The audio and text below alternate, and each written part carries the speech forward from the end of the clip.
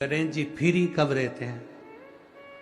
तो हमने कहा अब ये तुम्हारे ऊपर, हमको तो मालूम भी नहीं, हम तो अपॉइंटमेंट लिए भी नहीं उनसे, तो तुम्हें ज्यादा स्मरण हो। तो आप शंकर जी की कथा करते हो, आपको नहीं मालूम कि गणेश जी कब फ्री रहते हैं? हमने कहा गणेश जी फ्री रहने का केवल एक समय होता है, एक टाइम होता है, एक पल होता है, एक घड़ी होती है कि गणेश जी महाराज हमारे घर में आ गए। गणेश जी की सबसे पहली जो आरती हो, उस आरती के समय पर अगर धूप बत्ती जलाई जाए या गोबरी को जलाकर उसमें गूगल छोड़ी जाए और गूगल छोड़ने के बाद गणेश जी का नाम ध्रुम वर्ण कह दिया जाए, तो गणेश जी को तुम्हारे घर की पूजा स्वीकार करना पड़ती है। बस वो समय हम जानते, हम तो बस उतना जानते हैं कि शिव महापुराण में लिखा और मुद्गल पुराण में लिखा, गणेश पुराण में लिखा, गणेश जी का एक नाम होता है ध्रुम वर्ण। क्या नाम है? ध्रुम वर्ण गणेश जी का एक नाम होता है। जब हम धूप जलाकर और धूप लगाने के बाद में गणेश जी की सबसे पहली आरती करने के पहले अगर हम सबसे पहली आरती गणेश जी की कर रहे हो, अपने घर में स्थापना कर रहे हो, बिठा रहे हो, और तुम चाहते हो कि गणेश जी मेरे घर में आके मेरी पूजा को स्वीकार करें और जो मांगू मेरा गणेश मुझे दे 10 दिन के अंदर, तो पहला नाम लेकर पुकार लेना ध्रुम वर्ण विनायक, बैठो, बस काम हो गया। वो फ्री होकर आता है, वो बैठता है, अलमस्तता में बैठता। गणेश जी की प्रियता है दुर्वा। क्या प्रियता है? दुर्वा। कितनी दुर्वा गणेश जी को समर्पित करी जाती है? मात्र 5। कितनी? आज के जमाने में लोग गट्ठा बनाकर चढ़ा दें, वो अपनी जगह पर है। 5 दुर्वा पंचम इंद्रियों को वश में करने के लिए और भगवान के 5 जो स्वरूप हैं उनको अपने भीतर उतारने के लिए पंच दुर्वा।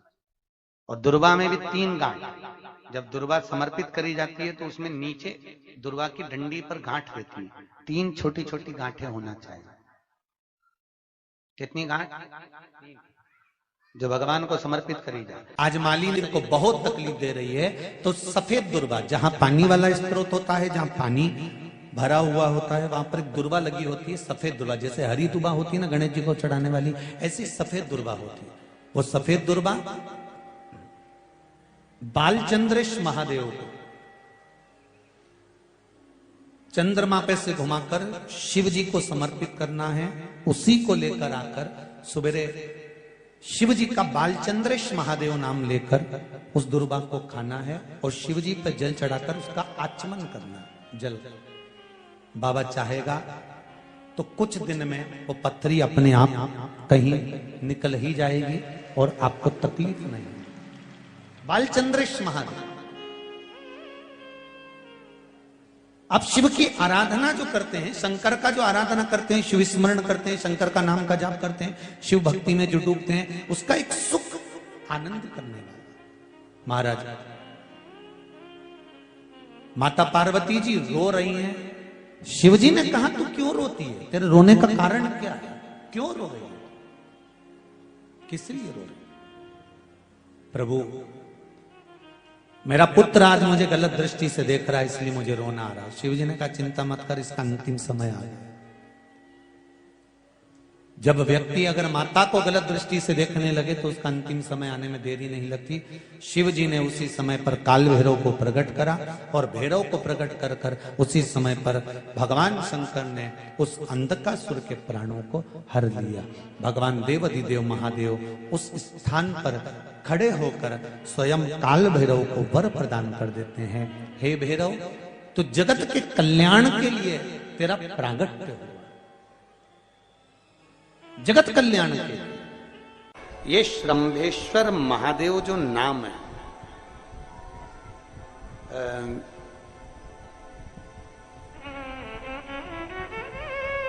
भगवान शंकर ने सारे 33 कोटि देवताओं को अपने अंदर समाहित कर कर ये रूप रखा था श्रंभ पक्षी। 33 कोटि। मान लो आपके ग्रह अनुकूल नहीं चल रहे हो, कोई कह दे कि मंगल बेकार है, कोई कहे शनि बेकार है, कोई के रवि बेकार है, कोई के बुध बेकार है, कोई के गुरु बेकार है, कोई के शनि बेकार, कोई के ये बेकार, कोई के तुम्हारा ग्रह बेकार चल रहा है, तुम्हारी किस्मत बेकार चल रही है, तुम्हारा भाग्य बेकार चल रहा है। तो पहले तो जो तुमसे कह दे कि तेरा भाग्य बेकार चल रहा है, उसके चरण छू के उसको प्रणाम करके वापिस आ जाओ। क्यों? जिसने पृथ्वी पर जन्म दिया, जिसने नेत्र दिए, मुख दिया, हाथ दिए, पांव दिए, पूरा शरीर दिया, सारी इंद्रियां दी, रहने को घर दिया, खाने को अन्न दिया, अगर कोई तुमसे कहे कि तेरा भाग्य बेकार चल रहा है, तो पहले तो उसको प्रणाम कर कर वापिस आ जाओ। एक शब्द भी मत सुनो, वापिस आ जाओ। क्योंकि दुनिया में आप सबसे ज्यादा भाग्यशाली हो जो भगवान ने आपको पृथ्वी पर पैदा करा। कुत्ता बना के पैदा नहीं करा, जानवर बनाकर पैदा नहीं करा, झिंगुर और कीट पतंगा बनाकर पैदा नहीं करा, सड़ते हुए कुत्ते के शरीर में इल्ली पड़ जाती है वो बनाकर पैदा नहीं करा, कीड़ा चूहा बनाकर पैदा नहीं करा। मेरे भगवान ने तुम्हें मनुष्य बनाकर पैदा करा है। जितने पृथ्वी पर मानव पैदा होते हैं ये अपने आप में भाग्यशाली होते हैं, कोई अभागा पैदा नहीं होता। कोई तुमसे कह दे तेरा भाग्य बेकार चल रहा है, तेरी किस्मत बेकार चल रही है, उसके पांव पड़ो, वहां से निकल लो, अपनी पत्रिका लपेटो और वापिस सजाओ जन्म पत्रिका लेकर। भाग्य तुम्हारा बेकार नहीं है, तुम्हारी किस्मत बेकार नहीं है। भाग्य उसका बेकार है जो तुमको कह रहा है कि तुम भाग्यशाली नहीं हो, तुम किस्मत वाले नहीं। भाग्य उसका बेकार है जो पृथ्वी पर जन्म ले लेता है, शंकर जी के मंदिर में एक लोटा जल चढ़ाना चालू कर देता है, शंकर के मंदिर में झाड़ू पोछा करना प्रारंभ कर देता है, वो कभी भी अभागा नहीं होता, वो भाग्यशाली ही होता है। वो अभागा नहीं है, वो भाग्यशाली है। और जितने पृथ्वी पर मनुष्य जन्म है, चाहे वो छोटे से छोटा, बड़े से बड़ा, आपका हाथ पैर शरीर सब भगवान ने दिया है, आपको करोड़पति बनाकर पैदा करा है, फिर भी आप अपने आप को अगर अभागा समझते हो तो आपके ऊपर है। किस्मत वाले हो, करोड़पति बनाकर भेजा है।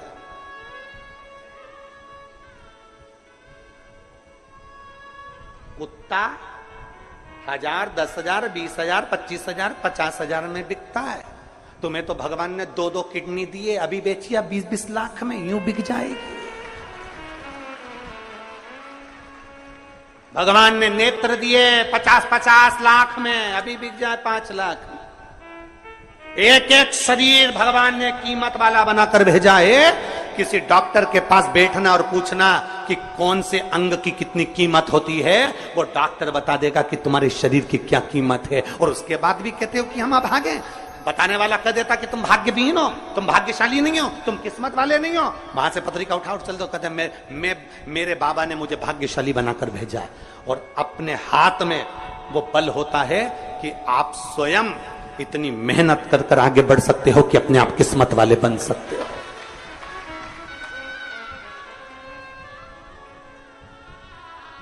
अपने आप। और हम तो बाबा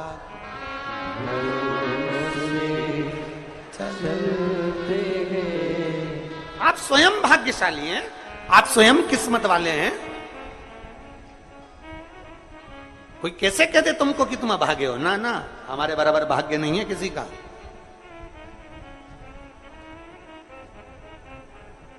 तुम्हारी ग्रह खराब है, तुम्हारे ग्रह खराब है। संभेश्वर महादेव का नाम 7 कनेर के पुष्प, कितने? 7 कनेर मालूम है? ये रोड पर जो जाते हो डिवाइडर में पीला पीला फूल लंबा, जो कि पशु पक्षी कोई नहीं खाता, जहरीला फूल माना जाता है। कनेर के 7 फूल, एक बेलपत्र। जिस समय पर कनेर का फूल बेलपत्र के साथ चढ़ाया जाएगा तो 7 कनेर के पुष्प सीधी बेलपत्र पर आपको रखना। 2-3 प्रदोष कर कर देखना। अगर कोई आपसे कहे कि आपका भाग्य ठीक नहीं चल रहा, आपकी किस्मत ठीक नहीं चल रही, आपके ग्रह ठीक नहीं चल रहा है, आप भाग्यशाली नहीं हो, पहले तो वहां से उठ जाओ। उसके बाद में देवाधिदेव महादेव के पास 7 कनेर के पुष्प एक बेलपत्र में रखकर नंदीश्वर के पास में बैठकर श्री शिवाय नमस्तुभ्यम बोलकर अशोक सुंदरी वाली जगह पर स्पर्श कराकर भगवान शंकर पर 7 फूल के साथ बेलपत्री की डंडी अशोक सुंदरी की साइड हो, ऐसा स्मरण करते हुए शिव को समर्पित कर दे। वही बेलपत्री 5 बार नमः शिवाय या पंचाक्षर मंत्र, षडाक्षर मंत्र या श्री शिवाय नमस्तुभ्यम बोलकर वही बेलपत्री 3 प्रदोष, 4 प्रदोष, 5 प्रदोष, 2 प्रदोष, जितने प्रदोष आप चढ़ा रहे हैं प्रदोष काल में, वो बेलपत्री लाकर अपने कक्ष में अपने पूजन वाले स्थान पर रखते जाओ। एक बेलपत्री एक प्रदोष पर लाओगे, अगला प्रदोष आएगा, कितना अंतर पड़ता है आपके भाग्य बदलने में, आपको खुद मालूम पड़ जाएगा कि आपकी किस्मत कैसे बदल गई। मेहनत आपको करना है, परिश्रम आपको करना है, लगन आपको लगाना है, और बेलपत्री और कनेर का पुष्प शिव को चढ़ा। तो जो चतुर्थी का पूजन करने वाली होती है, जो चतुर्थी का नियम व्रत धारण करने वाली होती हैं, बड़ी बड़ी चतुर्थियां करती हैं या उसका नियम धारण करती हैं, तो चतुर्थी का जो पूजन करती है वो किस चीज के लिए होता है? केवल संतान, पुत्र, परिवार, हमारा कुटुंब, हम जिस कुल में है हमारा कुल वैभव की ओर बढ़े, संपदा की ओर बढ़े और उसकी आयु बढ़े, उसकी आयु बढ़े, वैभव बढ़े। चतुर्थी के दिन 7 गांठ वाली दुर्वा 21 ले लो और चतुर्थी के दिन गणेश जी को समर्पित कर दो।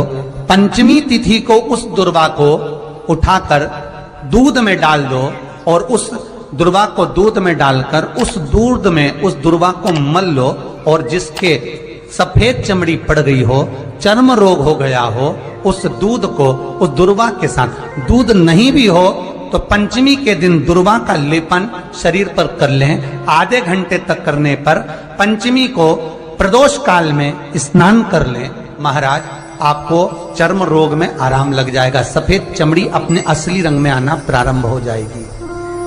आज भी नियम है, जिसके घर में ज्यादा चूहे होते हैं ना, 5 लड्डू चतुर्थी के दिन सोबरी